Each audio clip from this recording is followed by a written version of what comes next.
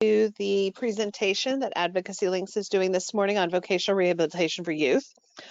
Just a few housekeeping things to let you know. When this presentation is over, shortly afterwards, you should receive a thank you for attending email.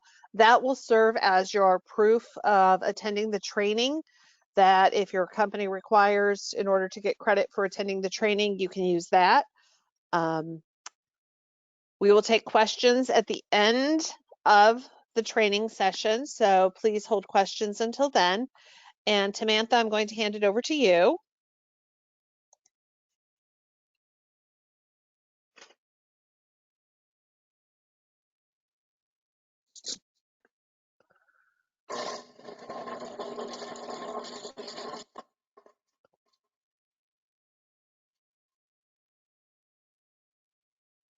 Are you there, Samantha?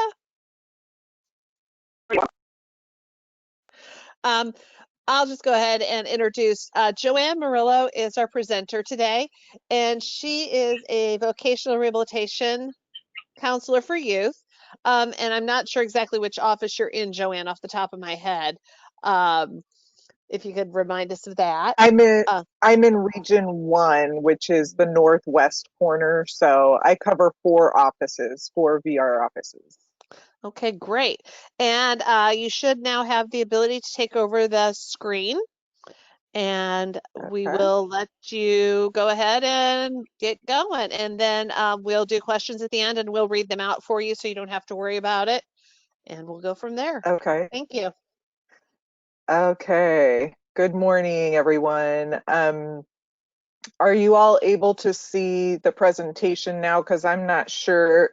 I have not shared on a go-to webinar before, and it didn't really give me the option of choosing which window I wanted to show. We see it. Okay. Okay. So I don't know if it's like my entire computer screen or if it's just. Yeah, if you want to just do your presentation, but if you want to just hit your slideshow from beginning, it will take all of the extra stuff out and it'll just show your slides. Okay, let's see. What's that? I always feel like I'm up on technology and then something comes up and I'm like, I don't know what I'm doing. It's always like when you're on the spot. Bringing it up here. Exactly. Well, I appreciate the opportunity to be here and talk to you all this morning about Voc Rehab and Pre-ETS. And I don't know if you have, there's probably a range of knowledge about hearing about these programs. So I'm just going to go off of the assumption that there are some people that don't have too much knowledge. So I'll just kind of do a basic introduction and hopefully get some information that will be helpful to you all. My title is Youth Vocational Rehabilitation Counselor. There are 8 of us throughout the state, so we have kind of split up the state to cover all of our youth programming, which is mainly Pre-ETS. But we work with all the schools, so all the high schools throughout the state to assist with transition with our students with disabilities around the state. So I am going to start with kind of an introduction about where Voc Rehab falls in the structure of the Family and Social Services Administration. I'll talk to you about what vocational rehabilitation does for individuals with disabilities, and then we will talk about pre-employment transition services as well. So you all are probably pretty familiar with this structure since you provide services through BDDS, and we are a sister agency. That's what a lot of people call VR and BEADS. So Family and Social Services Administration is the large umbrella department of the Indiana government that we are under, and then under that, the Division of Disability and Rehabilitative Services. Under that is the Bureau of Rehabilitation Services. So the main two programs of BRS are Vocational Rehabilitation Services and Bureau of Developmental Disabilities Services. But in addition to that, we also have these three other smaller divisions: Blind and Visually Impaired Services, Deaf and Hard of Hearing Services, and Independent Living Services. So Voc Rehab is a program, it's a federal program that is administered by the states. Every state in the country does have a VR program. We operate in all 92 Indiana counties, and we're divided into 5 regions with 25 area offices. So it's 21 locations. So that basically means there may be two units in one location in a couple of those locations. And there is a link here for the area directory. So that area directory would tell you what office covers which counties and have a contact number for the office. Okay, so vocational rehabilitation is a program that we focus on individuals with any type of disability to assist them in achieving their employment goal. So the main thing with everything that we do is moving an individual towards community employment.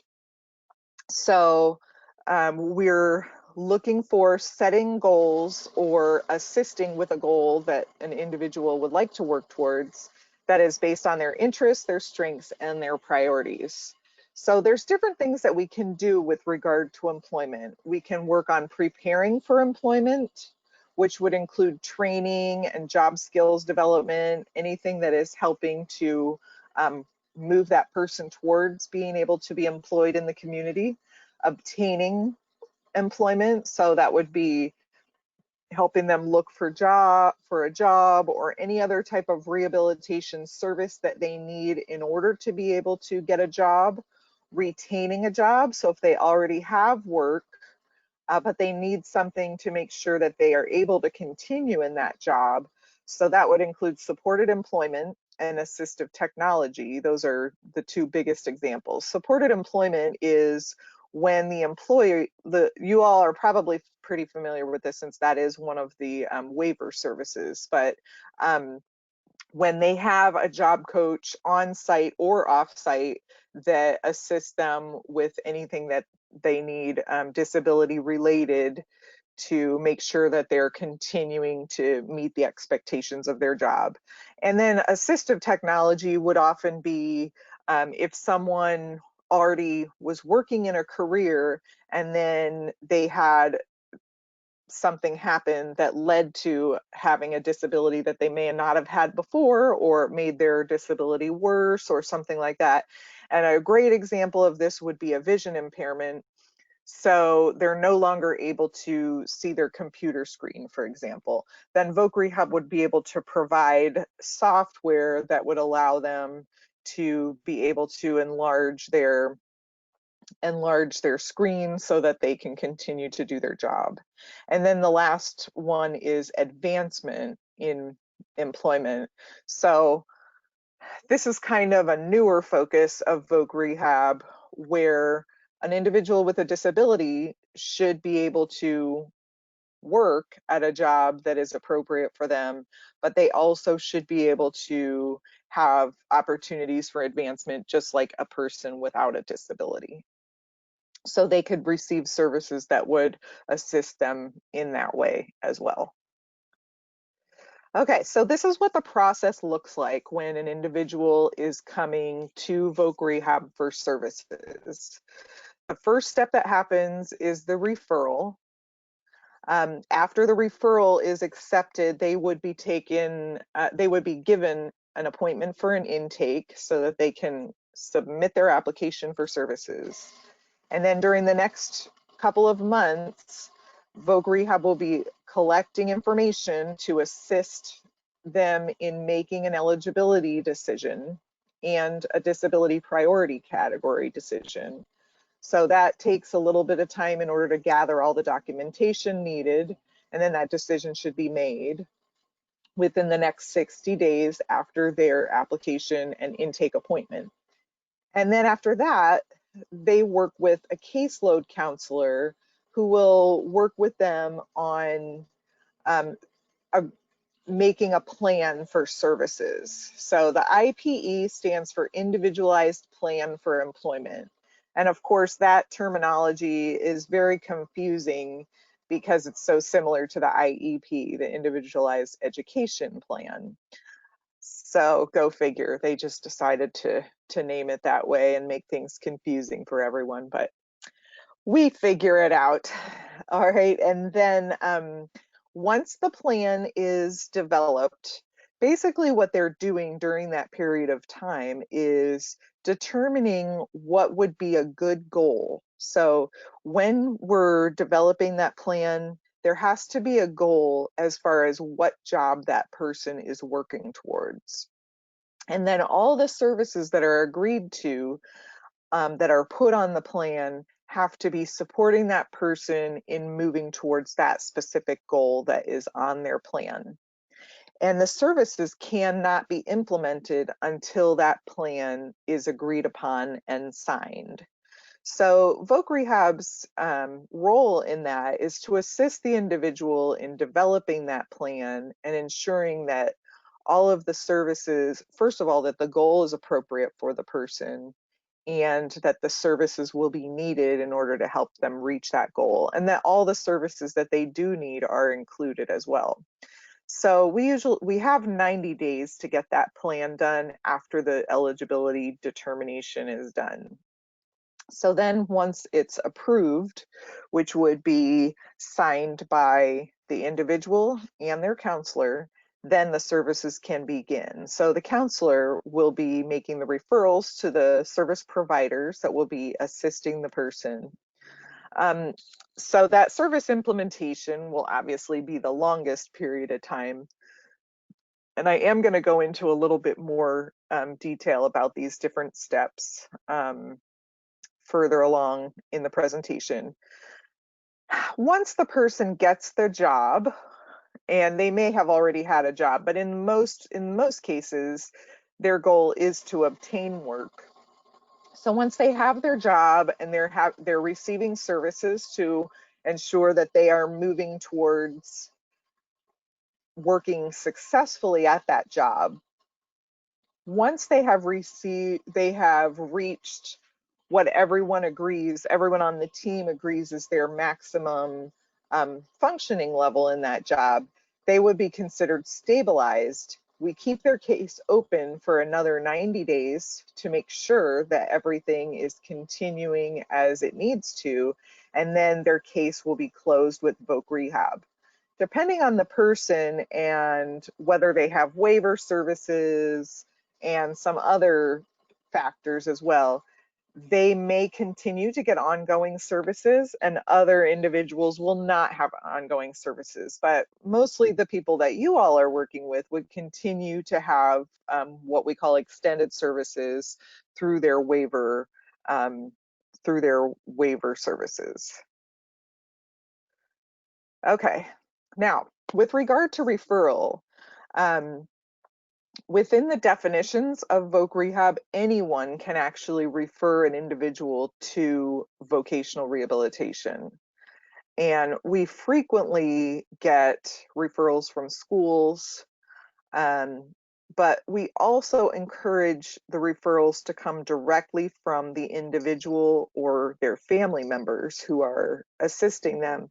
And the reason for this is that if we get a referral from another person, then we're kind of left with the question, wondering whether this person knows that they're being referred, whether they feel that they need the services, and then we may end up with a lot of cancellations or just no-shows for the intake appointment.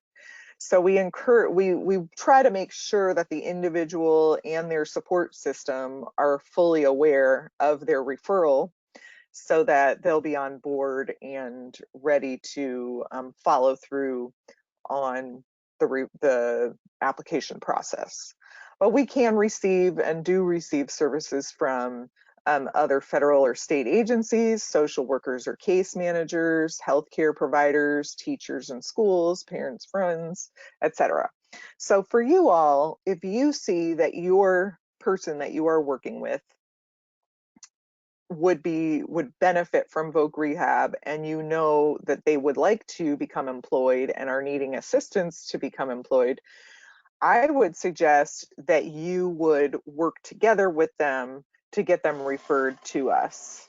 So either another provider that is providing one of the waiver services for them, or even while you're in the middle of a quarterly meeting, you all could actually get on the phone with Voc Rehab and make the referral at that time. I suggest it. I think it would be a great plan because the person would be present, other support people would be present to help them give information. They may have family members present. So it could be a great time to do that. So the referral minimum information, when you call to the VR office, they're going to ask for obviously the name, the date of birth, the address and telephone number, and or other contact information. They will be asking additional information in addition to this minimum information. So the fact that this presentation, which is the official presentation from VR, not one that I made, means technically they can take the referral with only those pieces of information. But I can tell you for sure, they will also be asking for the social security number. They will be asking what the person's disability is. They will be asking if they are in school, and if they are, they'll want to know what school it is and what their year of graduation is. And they will also ask what the participant is going to be asking for from Voc Rehab. So that question can sound confusing to a lot of people, but basically all you really need to answer that with that is whether they're looking for training services, if they're looking for assistance to get a job, or if they're looking for technology or something like that. So it sounds like a confusing question, but if you just say they want help to get a job, that sufficiently answers that question. And that's the most common thing. But because we do assist with training, that can even include college. So some of our students that come to Voc Rehab, their main thing they're looking for from VR is help with going to college. So that's another common one.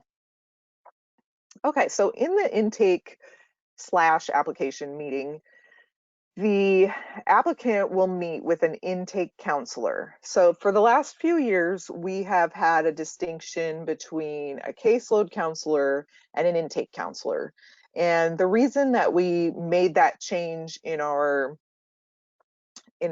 process is that we wanted the intake counselors to have a little extra training to try to ensure that throughout the state, the eligibility process and determination would be more, how can I say, like more equally handled. So each person that does intakes, they're going to be using their judgment. So the fewer people that are making these decisions, the fewer differences there will be in how those judgments are being made.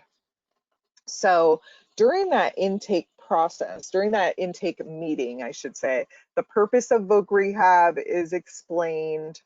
They'll talk about the process, how VR works. Informed choice is one of the important things that we talk about because that is a federal requirement, which basically means that the participant should be making their own choices, not someone else telling them what they need to do, but informed choice so that they're getting all the information that they need in order to be making the choices that they're making, as well as their rights are explained to them as well. So they're going to be asked for a lot of information in that appointment. So it can be a lot. If a person needs support when they're attending that appointment, it's great to take that into consideration ahead of time to find out, to think about who might be able to accompany them to that appointment. They should approve of whoever is going to the appointment with them, obviously. So a lot of times it'll be a family member, but sometimes they may have a service provider of some kind accompany them to the meeting as well. So they're going to be asking about their work history, how their disability affects them, what their education background is, other services they may be receiving, and that kind of information. They'll be talking also about the eligibility and disability priority category determination, how that works. And they'll be talking about order of selection. So I'll be explaining a little bit more about that to you in slides that are coming up.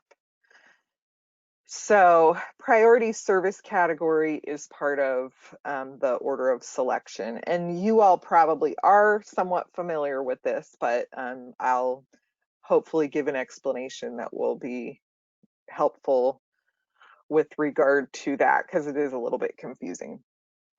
And they'll also be talking about time frames. So I mentioned that already on a previous slide, but we do have 60 days to determine eligibility after that initial appointment.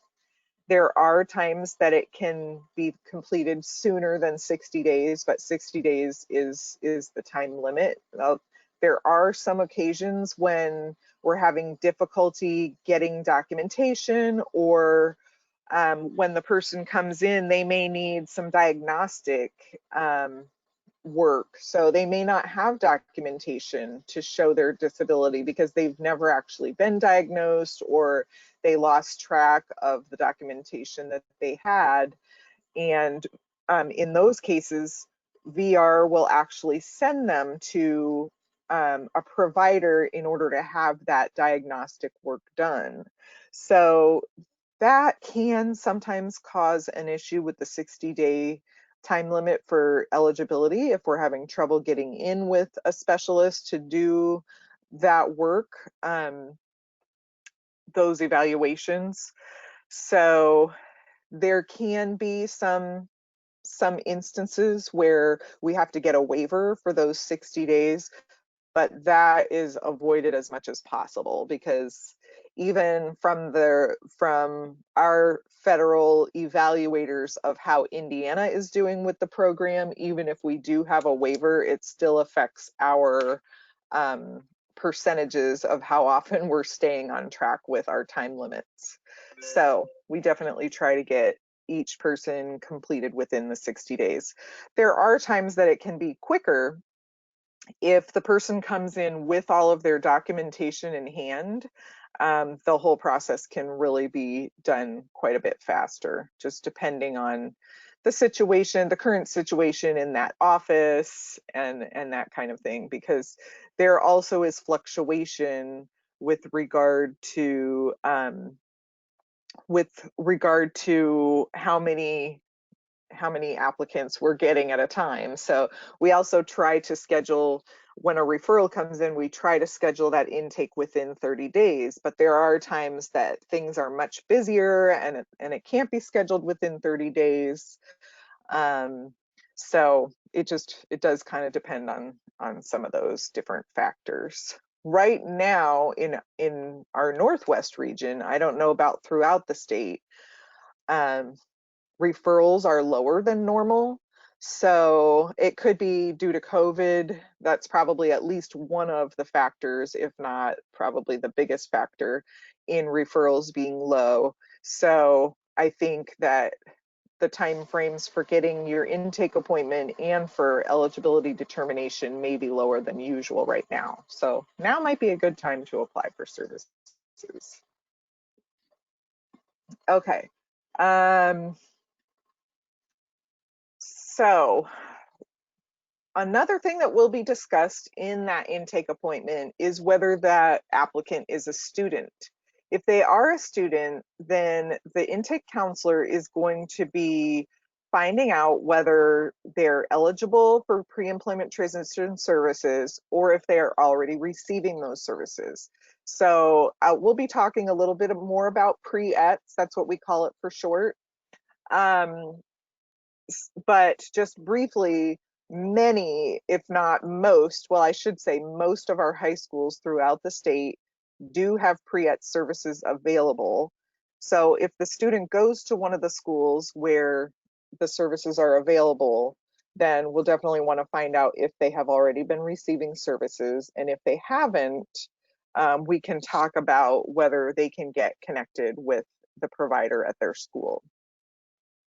We'll also think about referring them to other services like Work One or other organizations that could provide support to that individual. The VR process can take a little longer than some of the other services. For example, pre-ETS, the process to get started with pre-ETS is much shorter than Voc Rehab. Like I was explaining, there's that 60 days for getting the eligibility determined, and then there's 90 days for setting up the plan and getting the plan approved as far as what services, and the services don't start until after that. So potentially we're talking about 6 months approximately. There's a chance for it to be less, and sometimes it possibly could be even longer than that before the person gets services in place. Whereas with pre-ETS, as soon as there's documentation of a disability in hand and a consent, those services can begin right away. And as well as Work One, there's many different programs through Work One, but the process to get set up and started with services is much more streamlined than Voc Rehab. So Voc Rehab is a wonderful program. It's just not what you would consider a really fast program. So it takes time. It's worth it, but it takes time. So in that meeting, the application signature page is also signed, as well as consent for release of information to obtain the documentation needed. And then we would explain the next steps to that person as far as when they're going to hear from us and what is going to happen after that. So, and this I already discussed a little bit. The intake counselor may require additional diagnostic evaluations or assessments to determine eligibility if they don't have that documentation already. The person does not have to have the documentation in hand, but if they know who, like what doctor or what school or what counseling agency, who would hold that information, that documentation, then all they have to do is sign a consent for them, and then VR can request the information from them.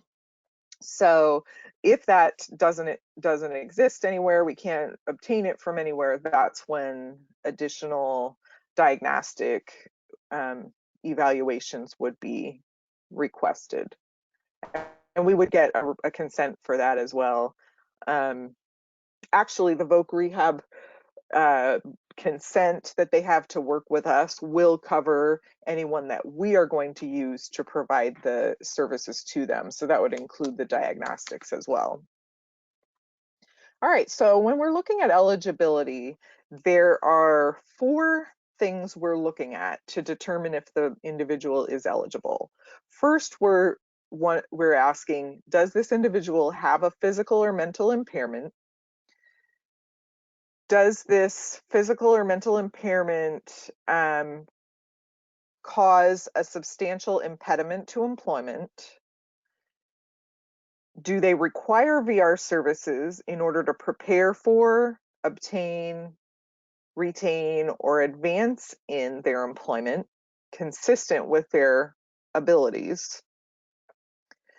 And can the applicant benefit from services in terms of an employment outcome?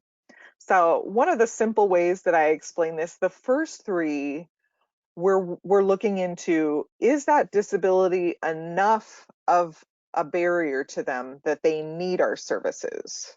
So if that's enough of a barrier that they need our services, then that would make them eligible. And then the last one is if their disability isn't too severe that they might not be able to benefit from our services in order to be employed in the community. So I just want to stress that there are times that people may assume that someone's disability is too great for them to be able to obtain employment in the community. And that is not at all the way we operate at Voc Rehab. We're gonna err on the side of saying they will be able to benefit from services. We would never just on our judgment say, oh, this isn't going to work. We need documentation to show that they wouldn't be able to. So normally we would make someone eligible and that, excuse me, then we can do a trial work experience if we have concerns that they might not be ready for that step at that point in time. And that can be true sometimes. Sometimes an individual isn't quite ready for that community employment and they would need more support than Voc Rehab can actually provide to assist them in being successful. But we don't jump to that conclusion, but it is important to know those are the 4 eligibility criteria. All right.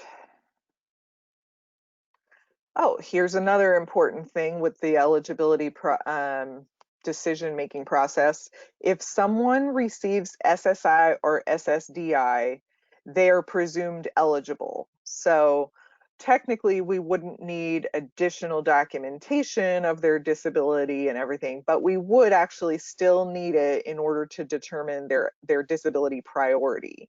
So we'll talk a little bit more about that in a minute. But we pretty much know right at the outset that someone with SSI or SSDI for their own disability are eligible for VR services. There's still a possibility in that case that they might need a trial work experience to make sure that they're going to be able to work in the community at this point in time. But like I said, they are going to be presumed eligible. Okay, so now with regard to disability priority category determination, this is where people are going to be, we're going to figure out how much limitation they have in their different areas of functioning to see what their priority level is in getting services. So we're looking at functional limitations related to employment, and those areas of functional limitations that we look at, you all are probably pretty familiar with those areas with regard to Medicaid waivers, which are different than the ones for employment, of course, but there's kind of a parallel, I guess you could say. So the areas that we're looking at for Voc Rehab are mobility, communication, self-care, self-direction, interpersonal skills, work tolerance, and work skills. In each of those areas, we are looking to see how they are affected by their disability. So we're also going to be looking at how many services do they need from vocational rehabilitation. So we'll talk a little bit more about different services that are available, but as an example, we might say they're going to need employment services and they're also going to need assistive technology. Just as an example, that would be 2 services. We're also looking at how long do we think they will need, excuse me, the services in order to reach their goal. So they're basically just looking at, will it be more than 6 months or will it be less than 6 months? And basically it's always more than 6 months. I mean, if the person really doesn't need much and it could be completed in less than 6 months, that will put them in a lower disability priority category. But that is one of the required determinations during the process. Okay, so once we do that disability priority category, that will determine which level the person falls into. So the individual with a most significant disability is the highest level of disability priority, and a person with that's classified as MSD will have functional limitations in at least 3 of those functional limitation areas that I was just mentioning. So they'll have limitations in 3 areas or more. They will need at least 2. Actually, I'm not sure if that's, if they, I do believe they will need at least 2 voc rehab services. Yes, that is true. Sorry, I'm processing in my mind while I'm talking to you. So they'll need at least 2 services, and we will expect their services to be 6 months or more. With an individual with a significant disability, they'll have less than 3 functional limitations areas. So if they have 1 or 2, that would put them in, oops, I didn't mean to skip forward yet. Uh-oh. Here we go. The simplest of things that I don't know how to do. Okay, so the individual with a significant disability will have 2 areas of functional limitations, and they may only need 1 service from voc rehab, and that would put them in this SD category. And then a person with a non-significant disability, NSD, they don't reach the threshold of having even 1 functional limitation. So they probably do have some limitations, but are not enough to meet that threshold that they're looking at. So they have a disability, but it's probably not affecting them as much as most of the other individuals that we work with. So they're going to get assigned to one of these 3 categories after they're determined eligible. And then this is where order of selection comes into play.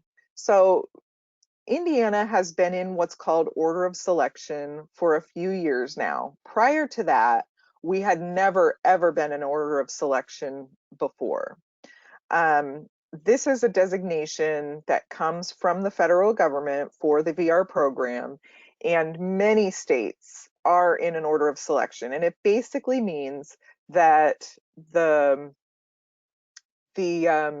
resources of the state have not been sufficient to provide services to all of the eligible individuals that have applied. So in this situation, the resources both include the funding that we have and also the personnel that we have to serve the participants. So with order of selection, the disability priority category is going to impact which participants are receiving services. So at this time, we are serving individuals with most significant disability classification, and we have opened up to some individuals with the SD classification. So we're moving in a positive direction, but at this point, the only ones who automatically receive services at eligibility are the ones that are determined to be MSD.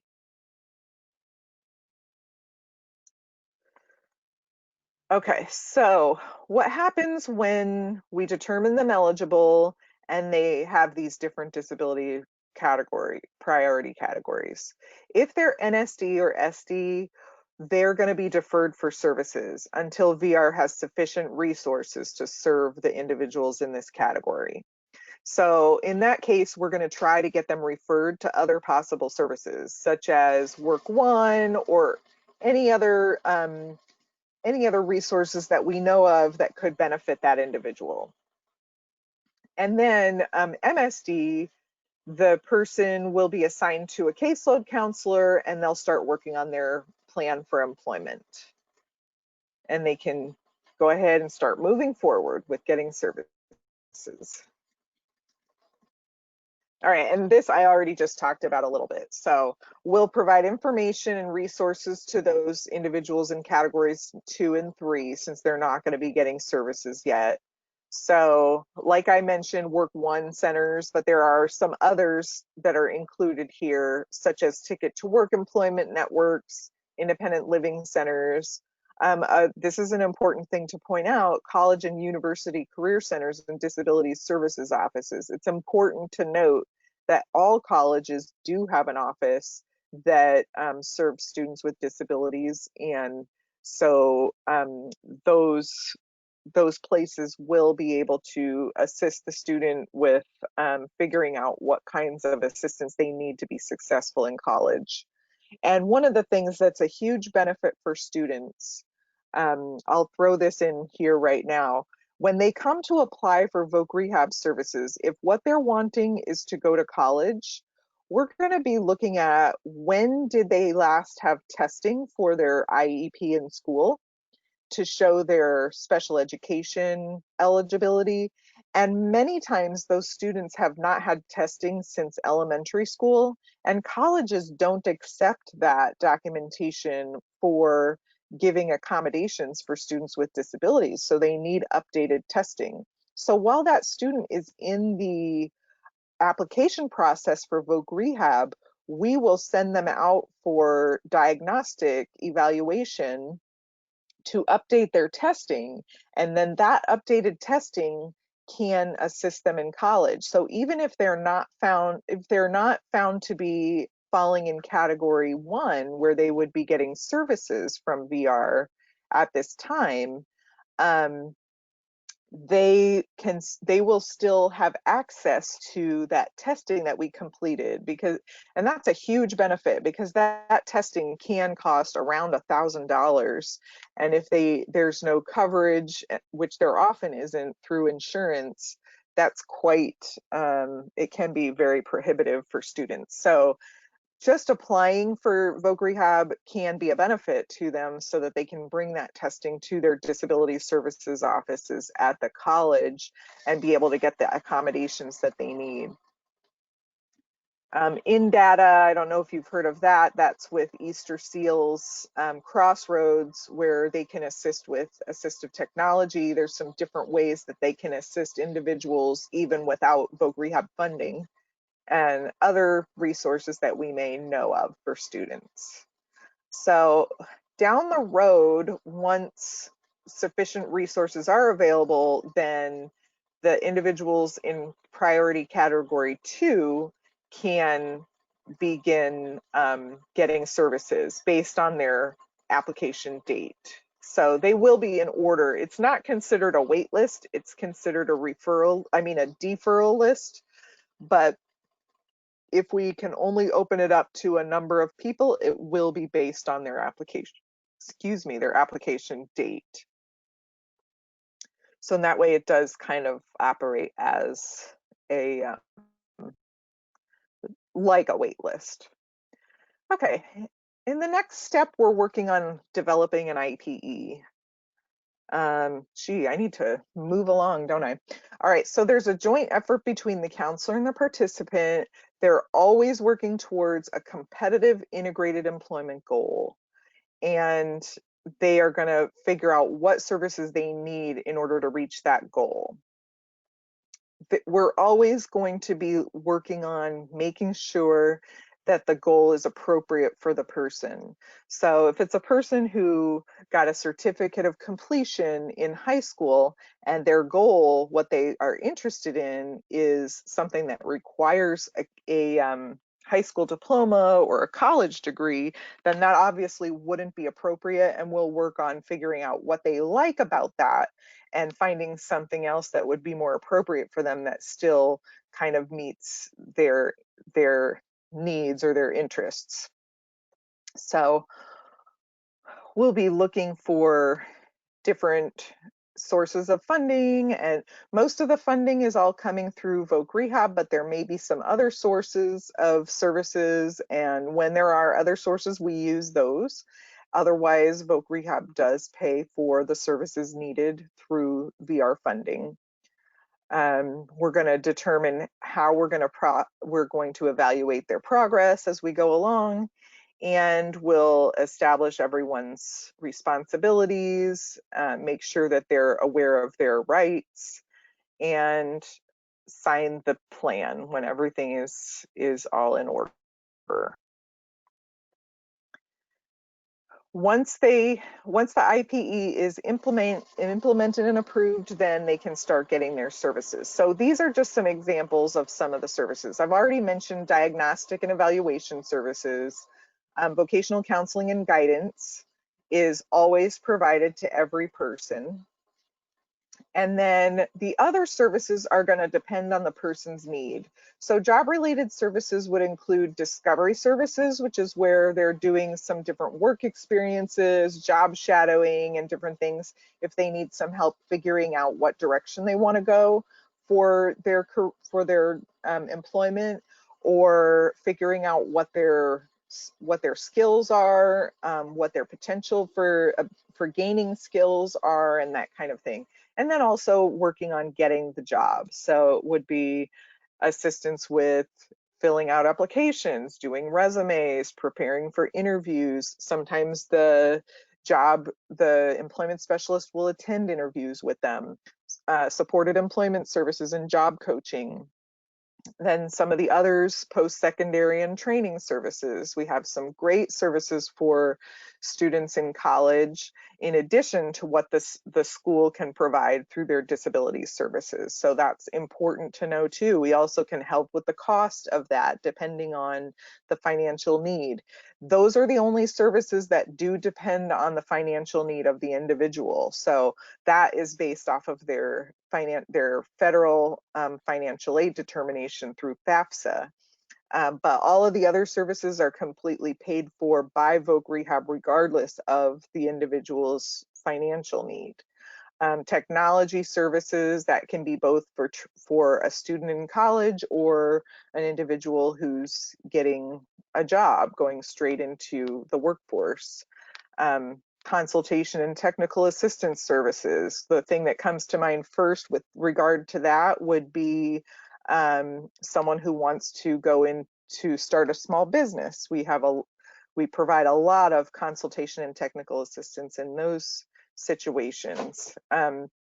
Transportation or other support services that would include driving rehabilitation and vehicle modification if needed.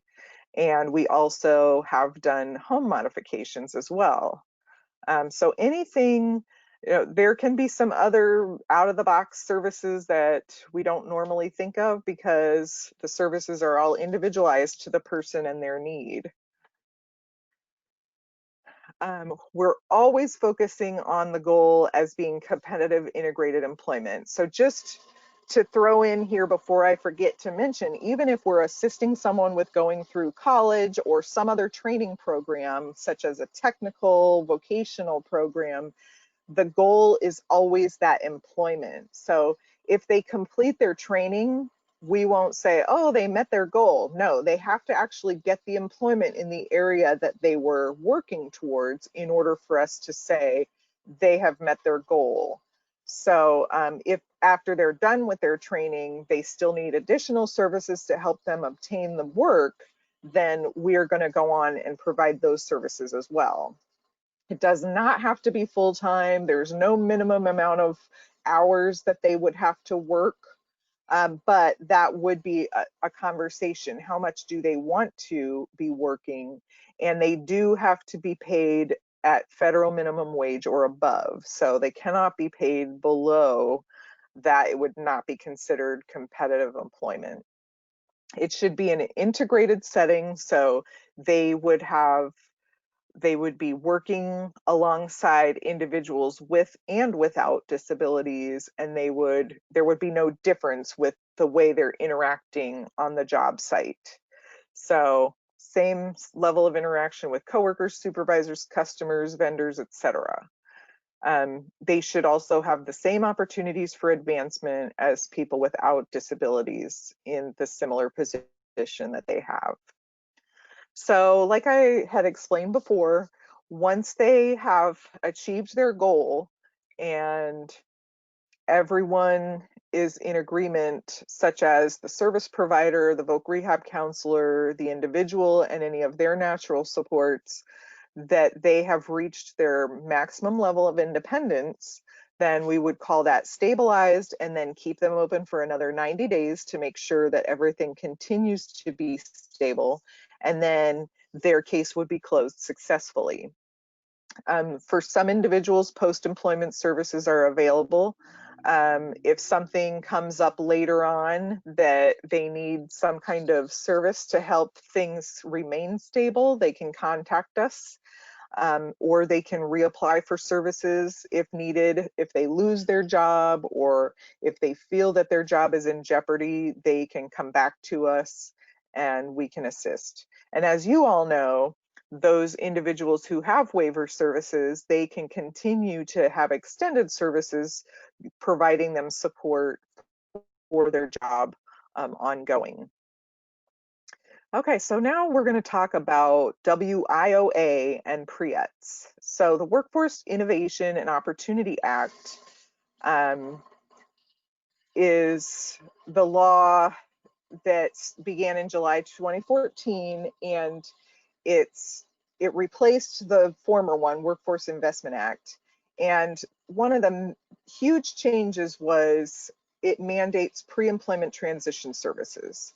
So there's 5 areas that we can work on in Pre-ETS, and I'll explain that again a little bit more detail in a minute. And these services are available to students. They have to be students who are eligible or potentially eligible for voc rehab. So I'll talk a little bit more about that. But the federal government required us to set aside 15% of our program funds for Pre-ETS. Potentially eligible individuals are students who are receiving services under an IEP and accommodations through a 504 plan, or students who don't have a 504 plan or an IEP, but do have a disability as defined in the Rehabilitation Act. So potentially eligible students will not have applied for VR, but we can still work with them. So the 5 areas, I'm going to kind of go over these a little bit quickly because apparently I've been taking too long getting through this so far. So we're looking at job exploration counseling, work-based learning experiences, which could be job shadowing, volunteer work experiences, or internships, counseling on opportunities for post-secondary education. So that would be helping students understand more about their opportunities for college or different vocational training and that kind of thing, what they need in order to move in that direction. Workplace readiness, which is usually focusing on soft skills that any person in any job would need, as well as social skills and independent living skills. So any of those skills we can work on with students in the Pre-ETS program. And then lastly, instruction and self-advocacy. So this is definitely very important for most of our students. They may need to learn about how to advocate for their accommodations, knowing what their responsibilities are and what their rights are, self-determination, and how to be more self-aware and understand their disability and how to disclose their disability when needed. So now talking about students and youth with disabilities, there's some different definitions from the federal government with regard to students with disabilities. So in Indiana, a student with disabilities is in school. So they have to be in school, whether it's high school, college, any other educational program, and they have to be aged from 14 to 22.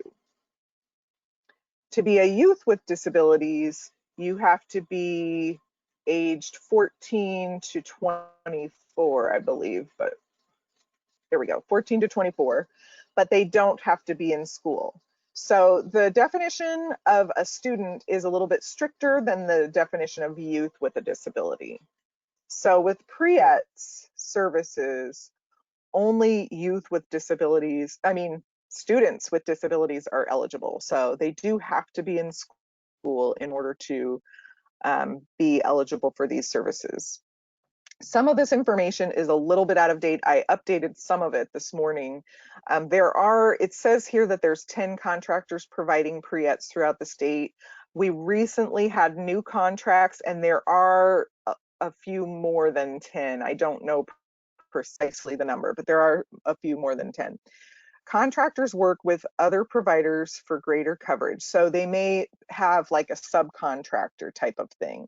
If they have an area with lots of schools and they are not able to provide services in all of those schools, then they would work together with another agency to help them do that. All 92 Indiana counties are receiving services and 377 schools throughout the state. And that number may be different now too. It could be that we're in more schools than that at this point. I don't know how many high schools there are in the whole state, but in the area that I cover, which is 8 counties in the northwest corner of Indiana, we have 92 high schools. We do not have pre-ETS in every one of the 92, but we have them probably in 60, a little bit more than 60. There's also 2 additional vendors aside from the main contractors that we have, Hands in Autism and InSource, who provide specialized services that do fall under pre-ETS, but they provide them in a little bit different way due to the specific programs that they have. Okay, in order for a student to get enrolled in pre-ETS, most providers, the majority of their referrals are going to come from the school system. So if you have a student that you believe would benefit from pre-ETS, you can talk to someone from the school about referring to the local provider, or you could actually contact me or one of my coworkers throughout the state, and we may be able to get you connected with the provider that provides at the school that your student goes to. If you need assistance, you can contact the provider directly or use the pre-ETS email at the end of the presentation. So the pre-ETS email is for throughout the state. It's just a general email address, which is monitored by the director and the assistant director. And I also added my email because you can feel free to email me as well if you have questions. The provider would receive information from the school, including the release of information and the disability documentation. So they have to have a copy of that IEP or the 504 or another documentation showing the disability, and then they'd be able to start services with the student. The first thing that happens is they have an intake appointment, which is more informal than the one with Voc Rehab. And when they're doing that appointment, they will do an intake rubric. So they're kind of gauging where the student is at in those 5 areas that I talked about, job exploration, work-based learning, workplace readiness, post-secondary education, and self-advocacy. So they're going to kind of rate where the student is at with each of those so that we can see what they need to work on the most. And then they can go ahead and start working and providing those services to the student. So they will have to have the release and the documentation of the disability before they can do any services. Okay, so if you know anyone who could benefit from VR services, then you should contact the local office for that person, where that person lives, whichever office is local for them. And there was a link earlier to the area directory, and that would be beneficial, but there may be a link also on this VR website. And then additionally, these are the emails I told you about for pre-ETS. So you can contact the state, the state office, or you can contact me directly. I also do have a list of the regions that it's not really, they're not considered regions exactly, but the areas that each of us as youth counselors are covering. So I can send that out to you.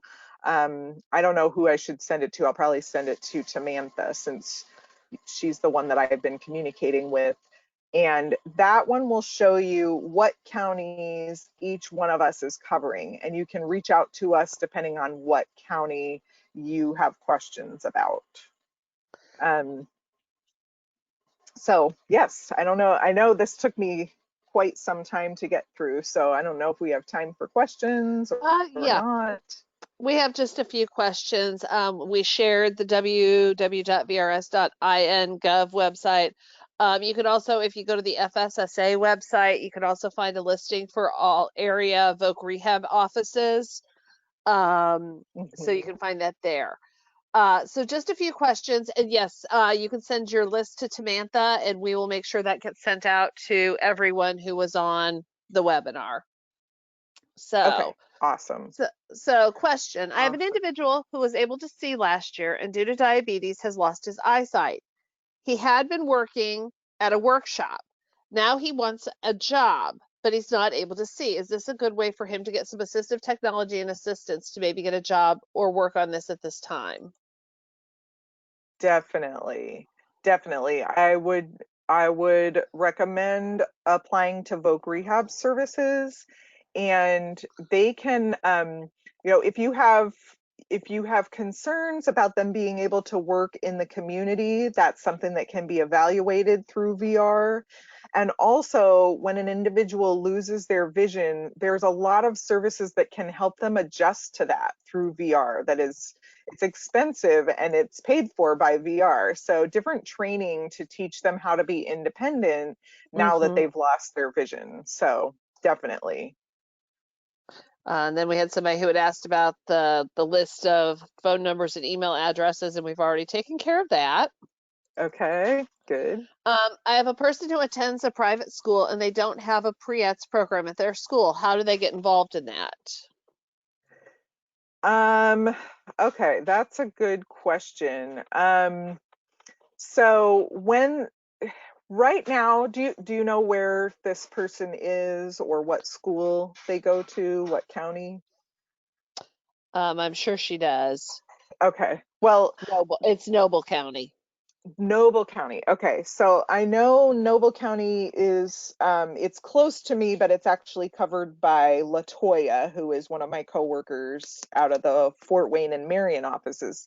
And what I would say, if I knew it was in my area, I know some of our providers are actually providing pre-ETS remotely ever since the virus began. And it is quite possible that some of the providers in that area are doing the same thing.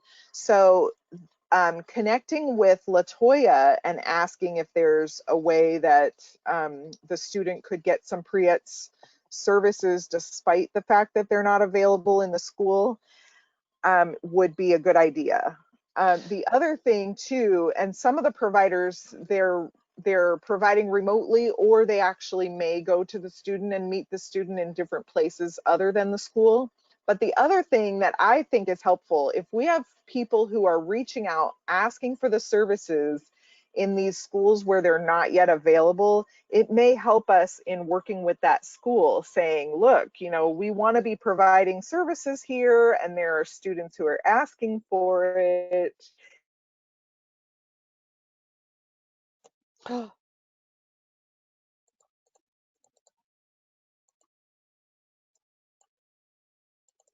Amy?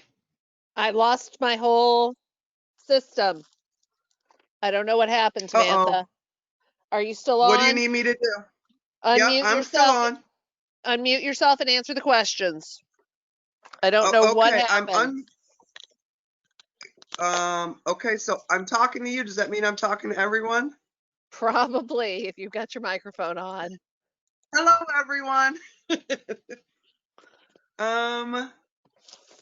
I do not see any more questions. It says low battery on the screen. So Yeah, that's is probably that my computer.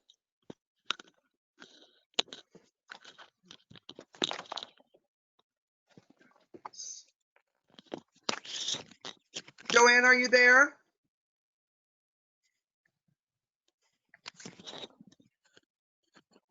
Do you still hear Joan or Joanne? No, You know what? It's her computer then perhaps, because my computer's all plugged in, but my computer is also locked up right now. So I don't know what's there. That worked. Yeah, it's her computer. I think we lost her. Okay. Thank you, everyone. So we apologize, everybody. Up, Joanne, are you back? Hello? Did we get her back? Can you hear us, Joanne? Scared me for a minute. I was like, my computer's plugged in. So I apologize for the little glitch there. She said yes, she can hear. Okay, I don't understand why she's not able to talk to us. But she's not muted. Don't know what's going on, why that happened. I apologize for this little glitch, everybody. Oh, Can you hear me? yep, we can hear you. We lost you there for a moment. Okay. Okay, I am so sorry about that. That was completely my fault. Can you still hear me? Yep. So Okay. you were talking about connecting with LaToya. Is she in the Fort Wayne VR office? She is through the Fort Wayne and Marion offices. So yeah, she'll be on the list of that I send you as far as the contact list for the youth counselors. So yeah, you would be able to get information to get through with her by calling the Fort Wayne office or the Marion office, either one of those. Yeah. Okay, so just a couple more little quick questions here, and then we're going to end because we are past time. So if people need to leave, we totally understand. Okay. So if we have a person between the ages of 14 and 22, you would suggest they go through the Pre-ETS program and not the local VR office? So that is a great question. So I would say yes. I would recommend that they go through Pre-ETS initially because especially if it's available. If it's not available, then obviously that's going to be an issue. But for most people, it should be available. And I would say yes. The thing is that Voc Rehab services are different in that even though Pre-ETS services are individualized, VR is even more individualized in that that person is going to be referred specific services for them to reach their specific goal. So it really is going to depend on the timing. So for example, if the student is going to be going to college and they're going to need some support from Voc Rehab with assistive technology and things like that, they should apply for Voc Rehab at least by the beginning of their senior year of high school. So even if they have Pre-ETS, they should go to Voc Rehab as well. Does that make sense? Yep. So then, whenever they've exhausted Pre-ETS or they're going to need something more than Pre-ETS offers, then that would be the time to go to VR. Okay. Does the Pre-ETS program explore secondary education and driver's education with the individuals? Okay, did you say Pre-ETS? Yes. So Pre-ETS does, they do explore post-secondary education, definitely. Driving, they're very limited, but they can help the person think about what they need to do with regard to driving. Like they can help them look into what the requirements are for a permit, for example, or they can talk with them about the requirements for getting a license. They're not going to necessarily sit and do a lot of coaching on preparing for that next step. So that's kind of a limitation that there is, but they can work with them on troubleshooting transportation issues and things like that. So they can discuss driver's education, but they don't directly provide assistance with preparing for driver's tests and that kind of thing.